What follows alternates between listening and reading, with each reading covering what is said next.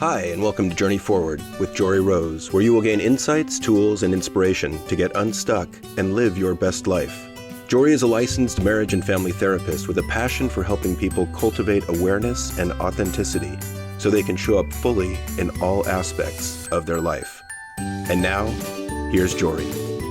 Hey everyone, it's Jory Rose. Thank you so much for tuning in today. And before I get going on today's episode, I just want to say thank you for all of you who have already pre-ordered your book, A Year of Gratitude. If you haven't already, the link is in the show notes.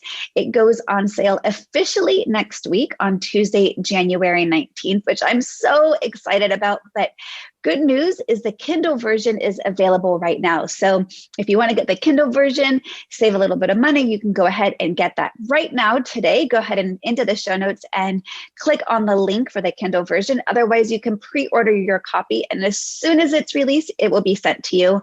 I've already gotten such beautiful feedback on this book, A Year of Gratitude.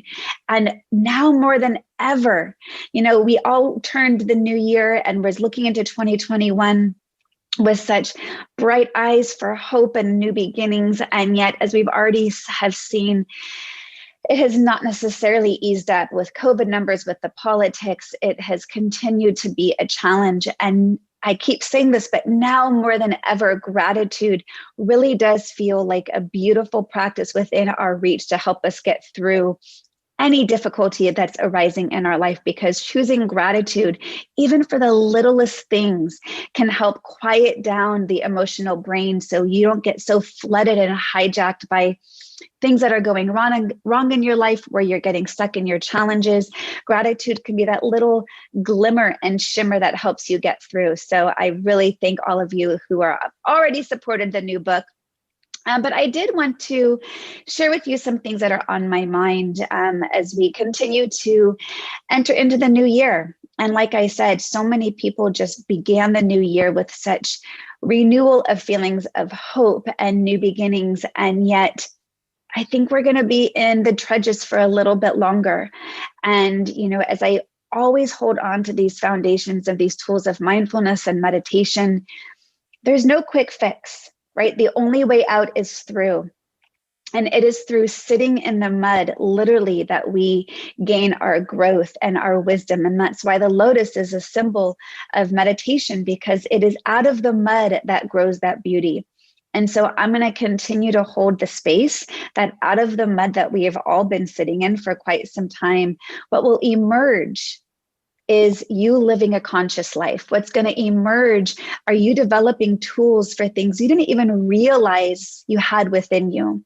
What will continue to emerge is your own wisdom for how to look at things with equanimity, to have that evenness or calmness of mind in which you can stay grounded and rooted regardless of whatever is arising around you. I oftentimes, when I lead meditation, like to give the visual of us being a tree with roots that are deeply rooted into the ground, into the earth beneath us, giving us solidarity and security and safety. So no matter what wind and rain is arising around us, we might have, bends and twists, but we're not going to fall over. And there are so many different ways that we can gain this wisdom. And I want to share a story today in which it actually just popped up on my Facebook memory as something that happened in the very beginning of 2016. So it was 5 years ago. And I was in Hawaii, actually speaking at a conference. I was speaking at a mindfulness in education conference with a friend of mine. And there was one morning I decided I wanted to go hike Diamond Head. I was in Honolulu. And I went by myself, and I got up really early in the morning. And when I got there, it was still dark out. And something inside of me decided that I wanted to hike up in the dark. And as I've told this story before in different classes that I've taught, I've often had people, especially women, ask me, like, weren't you afraid? And for some reason, no, I wasn't afraid at all. And I had my phone with me. And of course, I had my flashlight on my phone.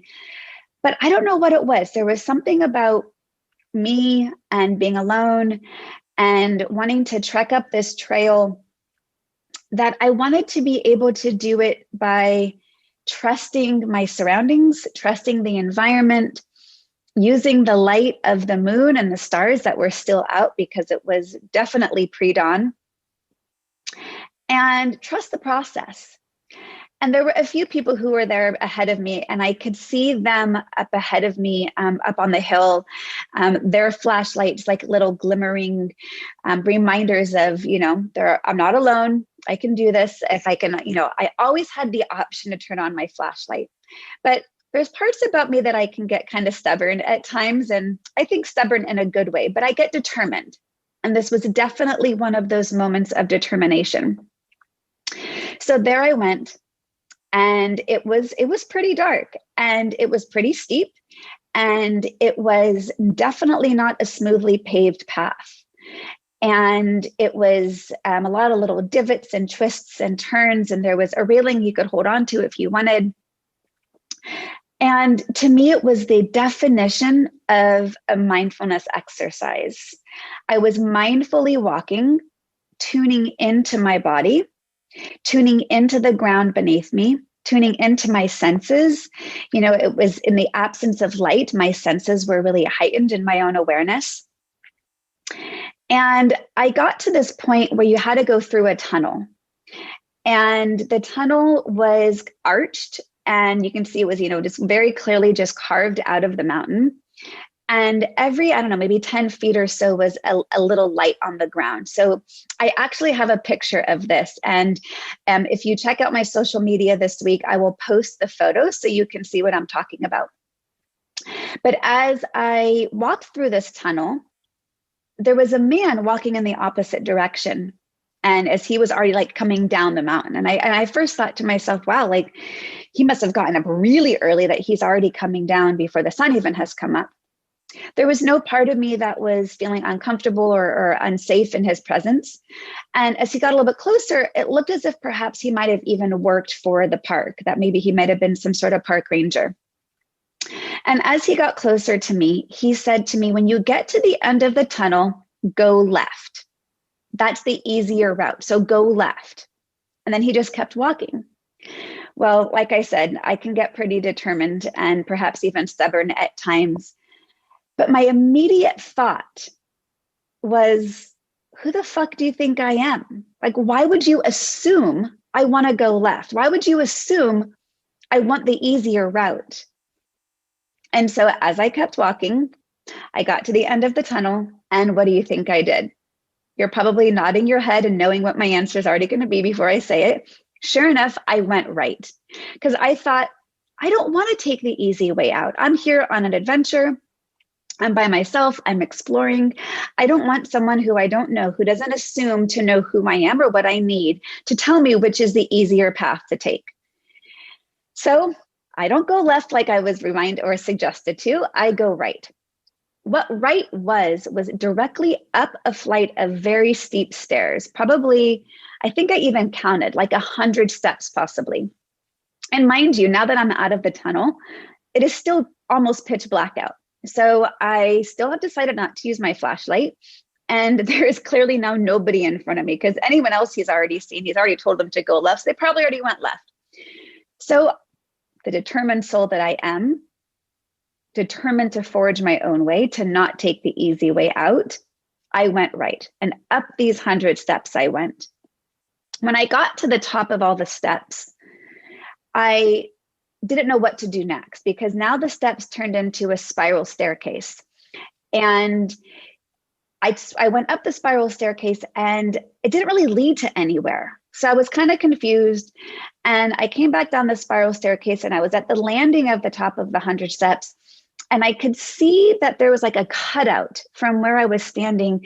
And the cutout, I could see people on the other side. And it looked as if they were sitting in what I imagined to be a bunker. I didn't know if this was a World War II place where people could, maybe our army had troops that were seeing the enemies and they were hiding out. But that's what I told myself it looked like. But I couldn't figure out how to get from where I was at the top of this staircase, at the base of this spiral steps, through to where the people were. Because I had this sense that's where I kind of wanted to end up. So I tried a couple of different ways and feeling a little silly and kind of laughing at myself of that I should have heeded this man's advice by going left, because maybe not only was left the easier route, but like maybe perhaps left was the only route to where I wanted to be. So there I went. I had to go back down these 100 steps. I don't even know if there were 100, but it really felt like 100. I've got a picture of that too. I'll post that one as well. But as I was going down the steps, I knew I was close to the top of the mountain because I was seeing ahead of me the sun begin to rise. And it was on, the top of this mountain, and there was this valley beneath me, and to the right of me was the ocean. And it was a really beautiful, peaceful view. And there was some amount of pride that I had that I was the only one from that particular vantage point that got to see it. So I did definitely pause in gratitude for the view I was able to take in. I go down all these steps, a little bit winded from having just gone up and down this big, humongous flight of stairs. And I now am at the point of the end of the tunnel, in which I'm now taking the route that would have been the go left that the guy told me. Well, I was really now laughing at myself, because had I just gone left to begin with, I would have been at the end. I would have been at my destination. And the destination was the viewpoint. And in fact, once I just curved that little bit around the edge of the mountain, I was actually seeing the people that were inside what that looked like that bunker. And I thought, oh, they just clearly walked around and there was the entrance to it. So here I am laughing at myself and really sitting with this question of, what does it mean to take the easy path? Why couldn't I have just taken the advice? What did I have to do to have to learn the lesson the hard way? Was there more value for me learning it on my own than being told what to do? And I didn't have answers to these questions. I was just reflecting on it. So here I stood, and because I had come up there so early, there were very few people up there. And I was standing at what felt like the edge of this cliff, overlooking the Pacific Ocean. And to my left, not only was the sun beginning to rise, but at the exact same time was a major storm cloud. And I could see that this storm was heading right towards me. And so rather than go in the bunker and stay dry and get out of the storm, I stood there with my arms outstretched in a heart-opening posture, with my arms out and my eyes kind of lifted up towards the sky. And I let the rain completely wash over me. I mean, it just felt like a cleansing.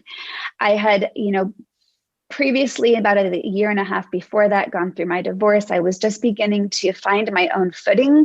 I was really just beginning to figure out who I was. I had just met John, who just a few weeks earlier, I had met him, and who is now my fiance 5 years later. But I allowed myself to get rained on and get poured on by this storm. And it felt amazing because I was kind of sweaty from my hike. And it really ultimately felt like a cleanse. And as the rainstorm passed, now that the big dark cloud moved to the right, and up on my left was now a beautiful sunrise. And I believe I even have a panoramic picture of the sunrise going into the storm that had just passed over me. And it was one of those moments in my life that I will never, ever forget. And something about it, I can't even really even put it into words for you guys, but something about it felt incredibly profound. Something about it felt powerful, that I was meant to be there. I was meant to be on this journey in the dark. I was meant to take all these wrong twists and turns. I was meant to find my own way versus the path that was clearly laid out for me. To then have this cleansing ritual of being rained on, and after the rain, the rainbow and the sun and the light. And it was just metaphor after metaphor of everything you read from, ancient scripture and text to very simplistic, meditations around just being in the moment and being present and allowing the path to unfold as it's supposed to unfold. So I stood up there for a while. I was soaking wet. I was thrilled to have had this experience. And I start working my way back down. And at this point, it's probably only maybe like 6 or 6:30 in the morning. So the sun was really just beginning to come out. And at this point, there was also a ton of people that have arrived because not many people like me wanted to climb up literally, not just figuratively, in the dark. But another interesting lesson was presented to me. So here I now was going down the mountain in full daylight, whereas I had gone up the mountain in the complete darkness. As I was going down the mountain, now I know it had rained, so perhaps it was a little bit slipperier, but aside from that, this really interesting thing happened was I kept slipping. I almost kept tripping. I kept missing my step, and like my footing underneath me was not really solid. And as I was able to see the path, I could see just how unsettled it was and just how unpaved it was. And the insight that I had was seeing the disarray of the pathway made me a little bit more anxious to walk it. I found there was deep irony that I was tripping when I could actually see where I was going, that I was having a harder time in the light than I was in the dark. And yes, I know it had rained, and so perhaps, it was just a little bit muddier, but it was deeper than that. And as I got back to my hotel later that morning, I really reflected on the entire experience and thought about what a metaphor for my life this journey had been that morning, climbing up to the top of Diamond Head. And the metaphor that when we can trust the path, when we can tune into our body and into our senses and into our intuition, sometimes it's a little bit easier to travel. That not always seeing the path before you necessarily doesn't make it easier. Sometimes seeing the bumps, seeing the divots, seeing the twists and the turns creates greater anxiety and an anticipation and what ifs of the unknown of how am I going to do this? Whereas when I didn't have the beauty of the light to actually shine on the twists and turns, I had no anxiety. I had no fear. I literally was just taking it one step at a time. And so as you hear this story, I invite you to reflect upon the metaphor that it can offer to you in your own life, but also as this metaphor for how we can enter into 2021. And the unknown can be really scary. And when we can trust the path unfolding, when we can slow down and not be constantly stuck in the fear of what's it going to look like? What's it going to look like? How am I going to do this? How am I going to get there? And be able to breathe. And I keep coming back to this word of trust, because I had every opportunity to go into fear and anxiety during that hike. I had every opportunity to doubt that I was making the right move. And yet I did make some wrong moves. Did I judge myself for it? No, I kind of laughed at myself. That even when I was given some greater direction, I chose to continue to make it hard, which became another metaphor that I had to consider in my life of why is it when I'm given the path and told this path will be easier, why do I not always take it? And, that answer might change depending on whatever it is I'm facing, whether it's a little bit of my stubbornness, but I had to learn it on my own. And learning it on my own made the lesson that much richer for me. And that's just me, right? I'm wondering, most people probably would have just gone left. There was no danger going, right? So I wasn't putting myself in harm's way. It provided a different experience, a different vantage point. And even more than that, a different appreciation for the easier path.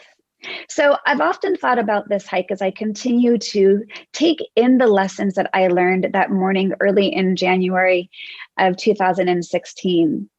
Of not only that sometimes our path is easier to forge when we don't know what's ahead. And sometimes when we can see what's ahead, we get really stuck in our thoughts, and we get stuck in fears, and we get stuck in anxieties because the known can easily be just as frightening as the unknown. And all of it, no matter which one resonates with you, how you choose to relate to it is going to impact your experience of it. Right? I chose to see this as a complete adventure and something for me to learn to do on my own, because coming out of a divorce, it was really metaphorical of me climbing this mountain on my own in the dark. It really felt like what I was emerging from out of, kind of this previous life of mine. I mean, the metaphors really just kept, presenting themselves to me.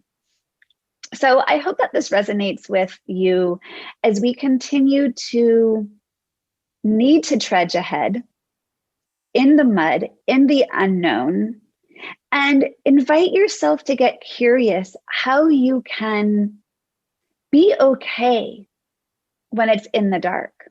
Be okay with the not knowing. Be okay without the certainty, because the certainty doesn't always provide an easier path. In my case, that certainty of the light of day was actually harder. And so I hope that this, like I said, provides you some insight, provides you some ability to reflect on your own path and the ways in which you relate to challenge, the way in which you relate to the unknown, and most importantly, the ways you can tune into your body, into your intuition, into the messages the universe is providing. Because when we pay attention, when we slow down and tune in, they are always available to us. And when we're too busy or distracted or stuck in our heads or caught up in fear or anxiety, we fail to see that so often we can already know how to get through if we just get out of our own damn way. So thank you so much for listening to my story of that early morning in January in Hawaii. Like I said, check out my social media on Instagram at Jory Rose, so you can see the pictures from this morning that I'm sharing this story about. And I really invite you to take a moment to pause, to reflect upon, what does this mean for you? And maybe it relates in zero way to your life, and that's okay. But I do think there's a lot to be learned in this experience. So thanks again for tuning in today.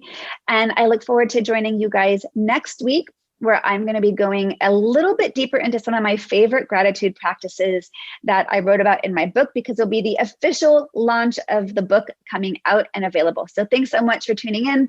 Check out the show notes for you to pre-order, and take care and be well. To continue your journey forward, find Jory Rose on Facebook and Instagram to become part of her growing community. You can also gain access to her meditations, books, online classes, or to sign up for an upcoming retreat. Visit her at joryrose.com. That's JOREEROSE.com.